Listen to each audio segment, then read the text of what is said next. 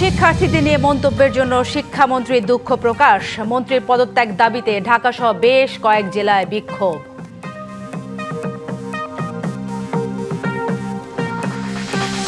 বন্যায় ক্ষতিগ্রস্ত 6.5 লাখ পরিবারকে দ্রুত সহায়তা দেবে সরকার। সড়ক সংস্কারের পাশাপাশি স্বাস্থ্যসেবায় জোর।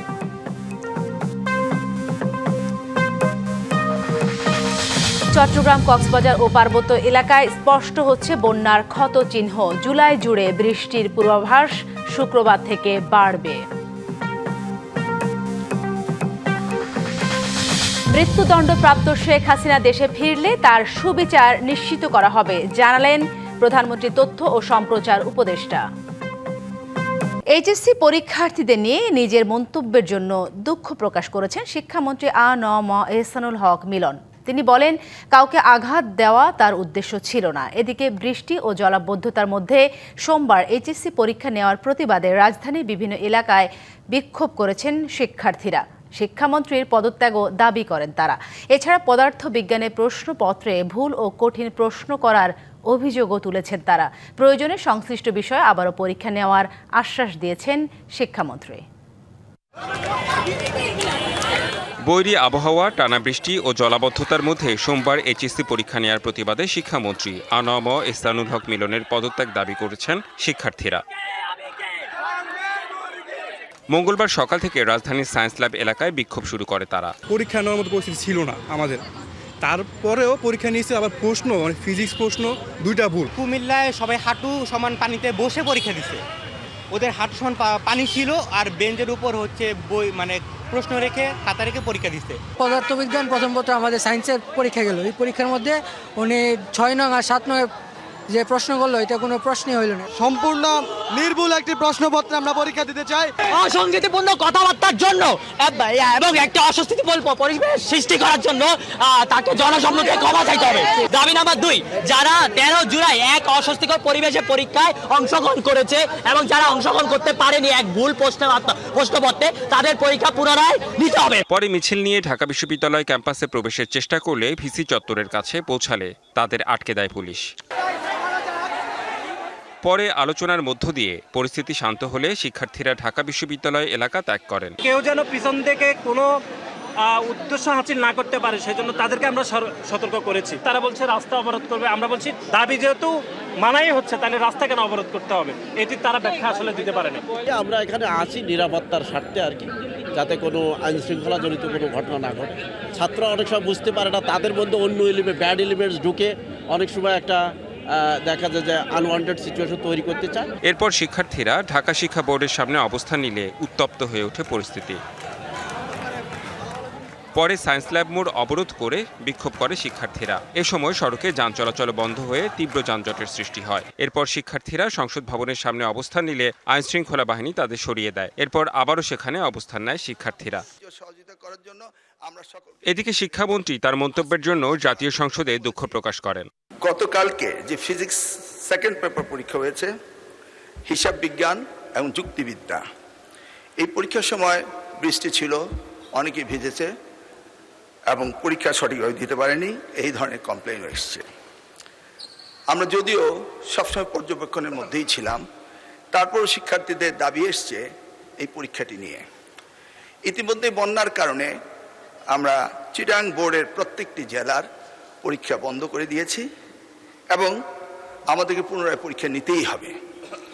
এই ক্ষেত্রে আমরা ভেবেচিন্তে দেখেছি যে চিটাং বোর্ডের পরীক্ষা আরেকটি প্রশ্নপত্রের সেটে যখন আমরা নিতে যাব ফিজিক্স সেকেন্ড পেপার, যুক্তিবিদ্যা এবং হিসাব বিজ্ঞান, সেই সময়ে আমরা এই পরীক্ষাটি পুনরায় নেওয়ার ব্যবস্থা করতে পারবো ইনশাআল্লাহ। তাছাড়া আমার ব্যক্তিগত মন্তব্য, সেটি নিয়ে অনেকেই আপত্তি করেছেন, সেই ব্যাপারে বলতে চাই, আমি কাউকে উদ্দেশ্যপ্রণোদিতভাবে কিছু বলি নাই। যদি কেউ আহত হয়ে থাকে, সিম্পলি আমি দুঃখ প্রকাশ করি। যেসব কেন্দ্রে সমস্যা হয়েছে সেসব কেন্দ্রে প্রয়োজনে পুনরায় পরীক্ষা নেওয়া হবে। শিক্ষার্থীদের সড়ক ছেড়ে পড়ার টেবিলে ফেরার অনুরোধও জানান শিক্ষামন্ত্রী। আমরা আবারও পর্যালোচনা করছি, যদি কোথাও আমাদের প্রশাসনের দুর্বলতার কারণে কোনো শিক্ষা প্রতিষ্ঠানে পানি ওঠার পর যদি পরীক্ষা না দিতে পেরে থাকে, এই জরিপটা আমাদের কাছে আসার পরে আমরা সেইভাবে প্রয়োজনে আমরা রি-এক্সামিনও নিতে পারি।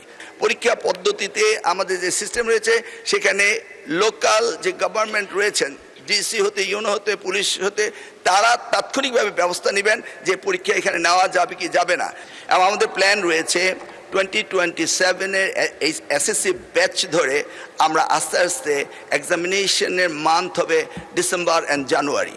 এই ব্যাপারে আমরা ব্যাপক আলোচনা করেছি। রেদওয়ান আহমেদ, ডিবিসি নিউজ, ঢাকা। দুর্যোগপূর্ণ আবহাওয়ায় এইচএসসি পরীক্ষা গ্রহণ এবং পরীক্ষার্থীদের নিয়ে আপত্তিকর বক্তব্যের প্রতিবাদে সারা দেশে অবরোধ ও বিক্ষোভ করছেন শিক্ষার্থীরা। তারা শিক্ষামন্ত্রী আ.ন.ম এহসানুল হক মিলনের পদত্যাগের দাবি জানান। সড়ক অবরোধের কারণে গুরুত্বপূর্ণ কয়েকটি স্থানে যান চলাচল ব্যাহত হয়, দুর্ভোগে পড়েন যাত্রীরা। কোথাও কোমর পানি ভেঙে, কোথাও নৌকা, আবার কোথাও ভেনে করে পরীক্ষা কেন্দ্রে হাজির হন শিক্ষার্থীরা। অনেকে ভেজা পোশাক, জুতা, মোজা এবং প্রবেশপত্রে পরীক্ষায় অংশ নেন। টানা ভারী বৃষ্টি, জলাবদ্ধতা ও বন্যার মধ্যেই এইচএসসি ও সমমানের পরীক্ষা স্থগিত না করায় বিক্ষুব্ধ হয়ে ওঠেন শিক্ষার্থীরা। সকালে বিক্ষোভ মিছিল নিয়ে কুমিল্লা শিক্ষা বোর্ডের প্রধান ফটকের বাইরে অবস্থান করে বিভিন্ন স্লোগান দেন পরীক্ষার্থীরা। রাজশাহীতে মাধ্যমিক ও উচ্চ মাধ্যমিক শিক্ষা বোর্ড প্রাঙ্গণে জড়ো হয়ে বিক্ষোভ করেন শিক্ষার্থীরা। তারা শিক্ষামন্ত্রী এবং শিক্ষা বোর্ড সংশ্লিষ্টদের বিরুদ্ধে স্লোগান দেন। যারা পরীক্ষা দিতে পারেননি তাদের পুনরায় পরীক্ষা দেওয়ার সুযোগের দাবি জানান শিক্ষার্থীরা। স্বাভাবিক আবহাওয়ায় পরীক্ষা গ্রহণ, শিক্ষামন্ত্রীর পদত্যাগ সহ 4 দফা দাবিতে ময়মনসিংহে সড়ক অবরোধ করে বিক্ষোভ করেছেন এইচএসসির শিক্ষার্থীরা। সড়ক অবরোধে টাউন হল চত্বর এলাকায় দীর্ঘ যানজট হয়। এতে ভোগান্তিতে পড়েন যাত্রীরা। ওনার বাংলাদেশের স্টুডেন্ট কেমন এটা উনি জানেন, সেই মান নির্ধারণ করে যেন উনি আমাদের পরীক্ষাটা নেয়, আমরা যেন সকলে ভালোভাবে পরীক্ষা দিতে পারি। আমাদেরকে ফার্মের মুরগির সাথে তুলনা করেছে, যেখানে উনি আমাদের শিক্ষা ব্যবস্থা উন্নয়ন না করে তিনি শুধু আমাদের পরীক্ষা ব্যবস্থা উন্নয়ন করতে চান। একই দাবিতে ঢাকা বরিশাল মহাসড়ক অবরোধ করে বিক্ষোভ করেছে শিক্ষার্থীরা। শিক্ষা বোর্ডের সামনে অবরোধে নগরীর বিভিন্ন কলেজের শিক্ষার্থীরা অংশ নেন। কঠিন এবং সিলেবাসের বাইরে থেকে প্রশ্ন আসার অভিযোগ করেন শিক্ষার্থীরা। শিক্ষামন্ত্রীর পদত্যাগ ও শিক্ষা সচিবের অপসারণের দাবিতে বগুড়ায় বিক্ষোভ মিছিল ও সমাবেশ করেছেন শিক্ষার্থীরা। মিছিলটি নগরের সাতমাথা এলাকা থেকে জেলা প্রশাসকের কার্যালয় চত্বরে যায়। দাবি না মানলে কঠোর আন্দোলনের হুঁশিয়ারি দেন শিক্ষার্থীরা। এছাড়া এইচএসসি পরীক্ষার্থীদের নিয়ে আপত্তিকর মন্তব্য ও বন্যা দুর্যোগের মধ্যে পরীক্ষা নেয়ার প্রতিবাদে শিক্ষামন্ত্রীর পদত্যাগ সহ নানা দাবিতে টাঙ্গাইল, কুড়িগ্রাম ও যশোরে বিক্ষোভ মিছিল করেছে পরীক্ষার্থীরা। Sanjidul Alam, DBC news desk. শিক্ষামন্ত্রীকে এখনই পদ থেকে সরে দাঁড়ানোর আহ্বান জানিয়েছেন এনসিপি দক্ষিণাঞ্চলের মুখ্য সংগঠক হাসনাত আব্দুল্লাহ। নারায়ণগঞ্জে এনসিপি আয়োজিত পদযাত্রায় অংশ নিয়ে এমন আহ্বান জানান তিনি আরো বলেন, শিক্ষার্থীরা কোনো গিনিপিগ নয় যাদের নিয়ে আপনারা এক্সপেরিমেন্ট করবেন। আমাদের একজন শিক্ষামন্ত্রী আমরা পেয়েছি স্ট্যান্ডবাজিতে ওস্তাদ এবং টেন্ডারবাজিতে ওস্তাদ। এই শিক্ষার্থীদেরকে আপনারা বলছেন মাদকাসক্ত। আপনি যাদেরকে ফার্মের মুরগি বলছেন, এই ফার্মের মুরগিরা রাস্তায় এসেছে বলে আজকে শিক্ষামন্ত্রী হয়েছেন। এই ফার্মের মুরগিরা রাস্তায় নেমে এসেছে বলেই শিলং থেকে এসে সংবিধান বিশেষজ্ঞ হয়েছে। বন্যায় ক্ষতিগ্রস্ত মানুষের পুনর্বাসন ও জরুরি সহায়তার সিদ্ধান্ত নিয়েছে সরকার। দুর্ভোগের শিকার প্রায় 6.5 লাখ পরিবারকে দ্রুত সহায়তা দেওয়া হবে। স্থানীয় সরকার মন্ত্রী মির্জা ফখরুল ইসলাম আলমগীরের সভাপতিত্বে আন্তঃমন্ত্রণালয় বৈঠকে এই সিদ্ধান্ত হয়। এছাড়া ক্ষতিগ্রস্ত সড়ক দ্রুত সংস্কার ও স্বাস্থ্যসেবায় জোর দেওয়া হচ্ছে। চট্টগ্রাম, পার্বত্য চট্টগ্রাম সহ বন্যা কবলিত এলাকায় পানি কমতে শুরু করেছে। বাড়ছে পানিবাহিত রোগ। বন্যা কবলিত এলাকার মানুষ নানা দুর্ভোগে দিন পার করছে। এমন অবস্থায় দ্রুত পুনর্বাসনের সিদ্ধান্ত নিয়েছে সরকার। সচিবালয়ে আন্তঃমন্ত্রণালয় বৈঠকে বন্যা পরিস্থিতি মোকাবেলায় তাৎক্ষণিক ও দীর্ঘমেয়াদী করণীয় নিয়ে আলোচনা হয়। পরে ক্ষতিগ্রস্তদের ত্রাণ সহ নানা সহায়তার কথা জানানো হয়। বন্যার পানি ধীরে ধীরে নেমে যাচ্ছে। অ্যাসেসমেন্টটা এখনো পূর্ণাঙ্গভাবে আমরা তৈরি করতে পারি নাই। এটা একটু সময় লাগবে আর কি। এটা রোডসে কতটা ক্ষতি হয়েছে, তারপরে স্থানীয় সরকারে কতটুকু, কৃষিতে, হেলথে, এটা আমরা আরো কয়েকদিন সময় লাগবে। আমাদের নারী, গর্ভবতী মা এবং শিশুদের প্রতি আমাদের গ্রাম পর্যায়ে আমাদের যারা কর্মী আছে তাদেরকে অ্যালার্ট রাখা হচ্ছে যে কোনো মায়ের যদি প্রসূতির সময় হয় বা কোনো রকম সমস্যা দেখা দেয় উপজেলা হাসপাতালে আনার ব্যবস্থা রাখতেছি। এই পর্যন্ত কোনো রকম আমরা খারাপ সংবাদ এই খাতে আমরা আল্লাহর রহমতে পাইনি। কৃষিমন্ত্রী জানান, ক্ষতিগ্রস্ত কৃষকদের মাঝে ধানের চারা বিতরণ করা হবে। জানানো হয়, কৃষি উপকরণ ও পশু খাদ্যের ব্যবস্থাও করা হবে। এ সময় পানি সম্পদ প্রতিমন্ত্রী বলেন, পানি কমে গেলে ভেঙে যাওয়া বাঁধ ও ক্ষতিগ্রস্ত অবকাঠামো জরুরি ভিত্তিতে মেরামত করা হবে। একটা বীজ আছে আমাদের 15 আগস্ট পর্যন্ত ব্যবহার করতে পারবো। ওই জাতগুলি আমরা আমাদের নিজস্ব বীজতলাতে বীজ তৈরি করছি, যাতে করে পানি শুকানোর সাথে সাথে কৃষক পর্যায়ে আমরা তার প্রয়োজন অনুযায়ী আমরা ডিস্ট্রিবিউশন করতে পারি। বাঁধ উপচে পানি প্রবাহিত হওয়ার ফলে ভাঙন সৃষ্টি হয়েছে। স্থানীয় জনগণ নিয়ে আমরা সেখানে বাঁধ আর যারা পুনর্নির্মাণ করতে পারি তার আমরা সেখানে ব্যবস্থা নিয়েছি। সামনে যদি আবার বৃষ্টি বেড়ে যায় বা বন্যা হয়, সেখানে আমাদের পানি সম্পদ মন্ত্রণালয় থেকে আমাদের মানুষের রক্ষা করার জন্য আমরা সব প্রস্তুতি আমাদের নেওয়া আছে। তিনি আরো জানান, বন্যা শেষে ক্ষয়ক্ষতির পূর্ণাঙ্গ হিসাব শেষ করে সকলকে পুনর্বাসন করা হবে। ভাঙন থেকে আমাদের নদী এবং আমাদের মানুষের রক্ষা করার জন্য। শাহ ইমন, ডিবিসি নিউজ, ঢাকা। তিস্তার পানি কখনো হু হু করে বাড়ছে, আবার কখনো নেমে যাচ্ছে। এই ওঠা নামার খেলায় চরম দুর্ভোগে নদী পাড়ের লাখো মানুষ। এদিকে বিভিন্ন জেলা থেকে বন্যার পানি নামতে শুরু করেছে, ভেসে উঠছে ক্ষত চিহ্ন। টানা বৃষ্টি আর ঢলে ব্যাপক ক্ষতি হয়েছে ফসল, মাছের ঘেরের, ভেঙেছে অনেক সড়কও। দুর্যোগ ব্যবস্থাপনা ও ত্রাণমন্ত্রী জানিয়েছেন, ক্ষতিগ্রস্তদের সহায়তায় সর্বোচ্চ গুরুত্ব দেওয়া হচ্ছে। তিস্তার পানি ওঠানামার খেলায় লালমনিরহাটে দুর্ভোগে নদী পারে লাখো মানুষ। তিস্তার পানি বাড়লে চরম কষ্টে দিন কাটে হাজারো মানুষের। আবার পানি কমতে শুরু করলে দেখা দেয় ভাঙন। বছরের পর বছর তিস্তার এমন আচরণে নিঃস্ব বহু পরিবার। রাস্তাঘাট, স্কুল, মাদ্রাসা সব বিচ্ছিন্ন হয়ে গেছে। নদী যতক্ষণ পর্যন্ত কোনো বিধি ব্যবস্থা হয়নি, ততক্ষণ পর্যন্ত আমাদের শান্তি নেই। কোনো কিছুই দেয় না, ওরা খালি দেখায়, দেখি যায়, বলি যায়, কিছু দেয় না। বলে এটা দেবো, ওটা করবো, এটা কিছুই বলে না। পানি উন্নয়ন বোর্ড ও উপজেলা প্রশাসন বলছে, নিয়ম মেনেই ভাঙন রোধে কাজ করছেন তারা।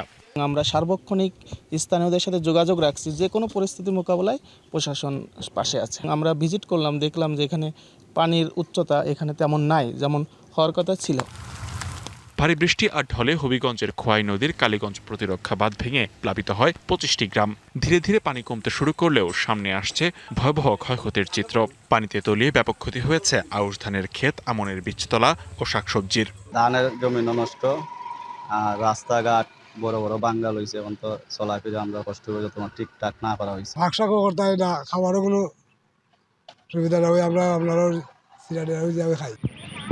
সাতক্ষীরায় দেখা দিয়েছে জলাবদ্ধতা। টানা বৃষ্টিতে ক্ষতি হয়েছে 6000 হেক্টর জমির আউশ ধানের, ভেসে গেছে 127টি মৎস্যঘের। জলাবদ্ধতার কবলে পড়ে 63টি প্রাথমিক বিদ্যালয়। লিখনকান্তি ভৌমিক, ডিবিসি নিউজ ডেস্ক। ঘরের ভেতরে এখনো শুকায়নি কাদামাটি, ভাঙা বাঁশ, বেঁকে যাওয়া টিন আর ছড়িয়ে ছিটিয়ে থাকা সংসারের স্মৃতিগুলো বলে দেয়, এখানে কয়েকদিন আগেও ছিল এক ভয়ঙ্কর বন্যার তাণ্ডব। দুর্গম পাহাড়ে বন্যার থাবায় ক্ষত বিক্ষত অসহায় পরিবারগুলোর ঘুরে দাঁড়ানোর চেষ্টা। পাহাড়ের সংগ্রামে এবার যোগ হয়েছে বন্যার নির্মম আঘাত। চোখের সামনে তলিয়ে গেছে বছরের একমাত্র ফসল, পানির সঙ্গে ভেসে গেছে খাদ্যের নিশ্চয়তা, আয়ের পথ আর ভবিষ্যতের স্বপ্ন। অভিযোগ, দুর্যোগ এলেই পাহাড়ি জনপদ যেন মানচিত্রের বাইরে চলে যায়। আসে না সাহায্যের গাড়ি, নাম ওঠে না ত্রাণের তালিকায়।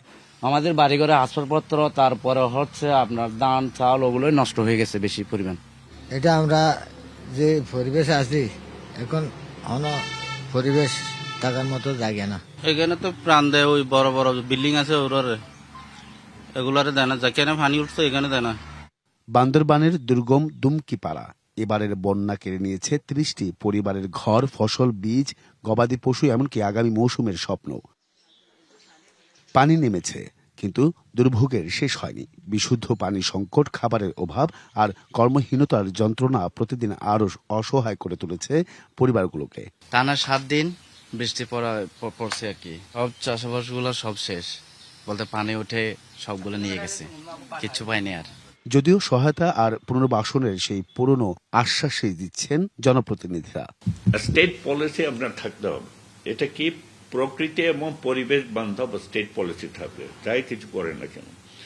এটা হলে কি হবে, পাহাড়ের মধ্যে আপনার গাছপালা লাগলে রেইনফলটা সরাসরি না পড়তে, আর পাহাড় কাটলে যদি পারমিশন সাপেক্ষ, পরিবেশ সাপেক্ষ আপনাকে পারমিশন নিয়ে কাটতে হবে। যত্রতত্র কাটলেই যে কয়েকটা জায়গা ওখানে বেশ সারাউন্ডিং কতগুলো ঘর কিন্তু সরাই দিতে হবে, নতুবা আবারও দেখবেন যে পট করে যে কোনো সময় সরে যেতে পারে। বন্যার পানি এক সময় নেমে যায়, কিন্তু পাহাড়ের মানুষের জীবনে রেখে যায় এমন কিছু ক্ষত যা শুকোতে লাগে বছরের পর বছর। Ariful Islam, DBC news, Bandarban. জুলাই জুড়েই সারা দেশে চলবে বৃষ্টি। শুক্রবারের পর থেকে বৃষ্টিপাত আরও বাড়বে বলেও জানিয়েছে আবহাওয়া অধিদপ্তর। তবে পাহাড় ধসের সতর্কতা সংকেত তুলে নেওয়া হয়েছে। আর বন্যা পূর্বাভাস কেন্দ্র জানিয়েছে আগামী 72 ঘন্টার বন্যা পরিস্থিতির উন্নতি হবে। টানা বর্ষণের পর মঙ্গলবার সকালে দেখা মেলে সূর্যের, তবে বেলা বাড়ার সাথেই শুরু হয় গুড়ি গুড়ি বৃষ্টি। আবহাওয়া অধিদপ্তর বলছে, জুলাই মাস জুড়ে সাধারণত যে বৃষ্টিপাত হয় এবছর প্রথম 10 দিনেই তার প্রায় 75% বৃষ্টি হয়েছে। 17 তারিখের পর বাড়বে বৃষ্টিপাত। 14, 15, 16 এই 3 দিনে বৃষ্টিপাতের যে স্বাভাবিক ট্রেন্ড এটা অব্যাহত থাকবে। তবে বিগত কয়েকদিন যেরকম আমরা অতি ভারী বৃষ্টিপাত দেখতে পেয়েছি, এরকম বৃষ্টিপাত হয়তো বা দেখতে পারবো না। 17 তারিখের পর থেকে বৃষ্টিপাতের পরিমাণটা একটু বৃদ্ধি পেতে পারে। এদিকে বন্যা পূর্বাভাস কেন্দ্রের তথ্য মতে পার্বত্য চট্টগ্রামে সাঙ্গু ও মাতামুহুরী নদীর পানি বিপদসীমার নিচে নেমেছে, তাই বন্যা পরিস্থিতি ক্রমেই উন্নতি হবে। চট্টগ্রামের অঞ্চলে যে বান্দরবান এবং কক্সবাজার জেলা সাঙ্গু এবং মাতামুহুরী নদী ছিল, ওগুলো বর্তমানে বিপদসীমার নিচে নেমে এসেছে। পানি সমতল বর্তমানে হ্রাস পাচ্ছে এবং সেই হ্রাস আমরা আগামী 48 থেকে 72 ঘন্টা পর্যন্ত হ্রাস অব্যাহত থাকবে বলে আশা করছি। এছাড়া রাজধানীতে বন্যার কোনো আশঙ্কা না থাকলেও ভারী বৃষ্টির কারণে জলাবদ্ধতা দেখা যেতে পারে বলে জানায় বন্যা পূর্বাভাস কেন্দ্র। হুমায়রা ফারুকি, ডিবিসি নিউজ, ঢাকা। মৃত্যুদণ্ডপ্রাপ্ত শেখ হাসিনা দেশে আসার ঘোষণায় ভূ রাজনৈতিক কোনো চাপ দেখছে না সরকার। তিনি ফিরে এলে সুবিচার নিশ্চিত করা হবে, এ কথা জানিয়েছেন প্রধানমন্ত্রীর তথ্য ও সম্প্রচার উপদেষ্টা জাহিদুর রহমান। জাহিদুর রহমান বলেন, আদালতে যদি তিনি প্রমাণ করতে পারেন তিনি অপরাধী নন, আদালত যদি শেষ পর্যন্ত তাকে অন্য কোনো শাস্তি দেয় সেটাও হবে। যে এই রাষ্ট্রকে ধ্বংস করে ফেলেছে তাকে সুবিচার দিতে চায় সরকার। সচিবালয় ব্রিফিংয়ে তিনি আরও বলেন, সরকার নয়, শেখ হাসিনার সংবাদ প্রচারে নিষেধাজ্ঞা দিয়েছে আদালত। বিষয়টি সরকারের নীতিগত সিদ্ধান্ত নয়। নির্বাহী বিভাগ হিসেবে আদালতের নির্দেশনা কার্যকর করা সরকারের সাংবিধানিক দায়িত্ব।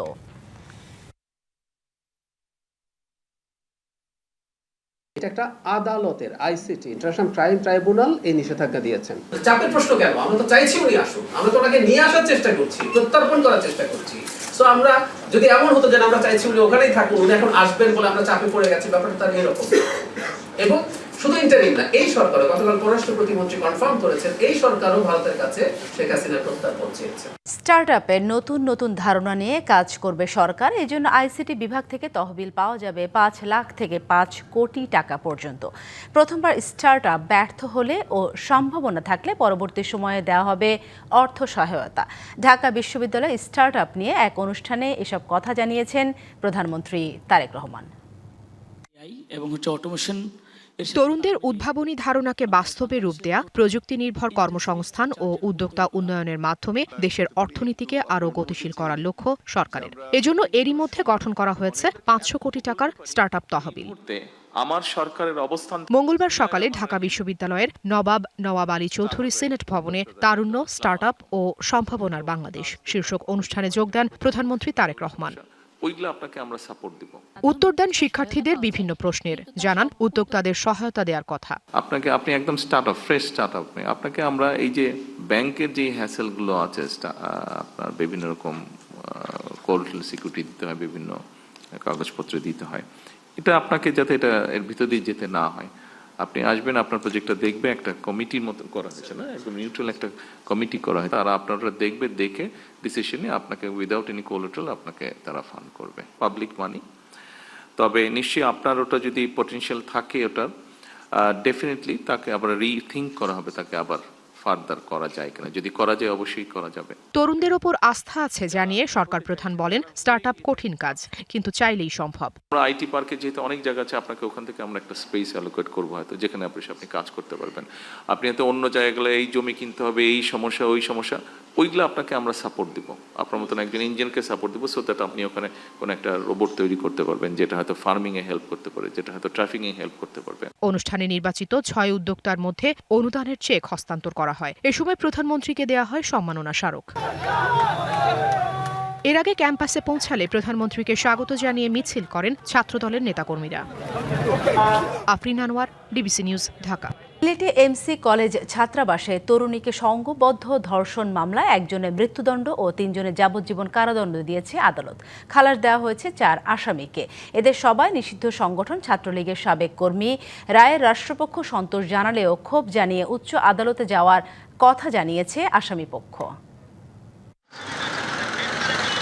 2020 সালের 25শে সেপ্টেম্বর সিলেটের মুরারিচাঁদ কলেজ ছাত্রাবাসে স্বামীর সাথে ঘুরতে গিয়ে সংঘবদ্ধ ধর্ষণের শিকার হন এক তরুণী। এ ঘটনায় 6 জনের নাম উল্লেখ করে ও 2 জনকে অজ্ঞাত আসামি করে মামলা করা হয়।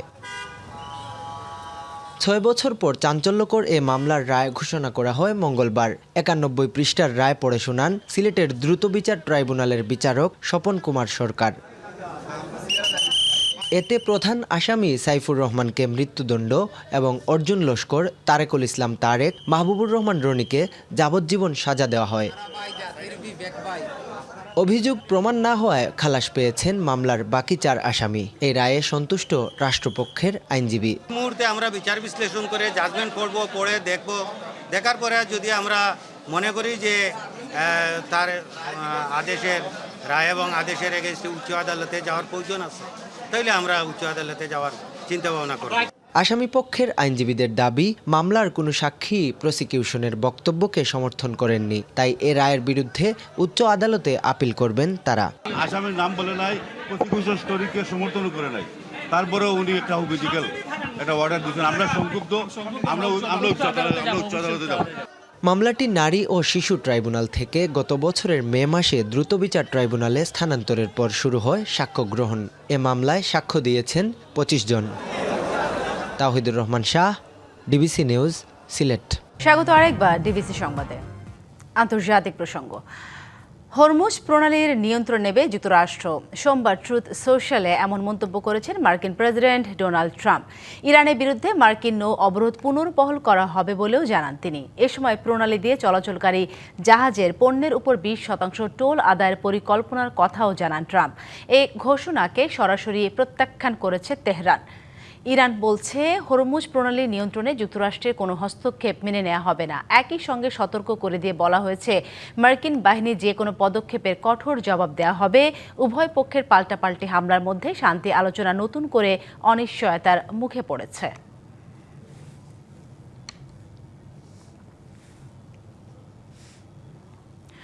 ইরান যুদ্ধে মার্কিন প্রেসিডেন্ট ডোনাল্ড ট্রাম্পের অংশগ্রহণ নিয়ে তাকে ব্যঙ্গ করে তৈরি করা হয়েছে এক ট্রফি, আর এটি স্থাপন করা হয়েছে ওয়াশিংটন ডিসির ন্যাশনাল মলে। দ্য সিক্রেট হ্যান্ডশেক নামের একটি প্রতিবাদী গোষ্ঠী সোমবার 10 ফুট উঁচু এই অস্থায়ী ভাস্কর্যটি সেখানে স্থাপন করে। ট্রফির নিচে লেখা রয়েছে ইরান ওয়্যার পার্টিসিপেশন ট্রফি। এক রসাত্মক সংবাদ বিজ্ঞপ্তিতে তারা আরও বলেন, তাদের আশা এই বিশাল ট্রফিটি ট্রাম্পের সংগ্রহে থাকা ফিফা শান্তি পুরস্কারের পাশেই শোভা পাবে। সাধারণ মানুষকেও তাদের নিজেদের পুরনো মেডেল ও ট্রফি এখানে জমা দেওয়ার আহ্বান জানিয়েছে গ্রুপটি। ডিবিসি সংবাদে এই ছিল এখনকার মতো। ডিবিসি নিউজের সংবাদগুলো পড়তে ভিজিট করুন dbcnews.tv আর ভিজিট করুন ডিবিসি নিউজের ফেসবুক পেজ এবং ইউটিউব চ্যানেল। ডিবিসির সঙ্গেই থাকুন।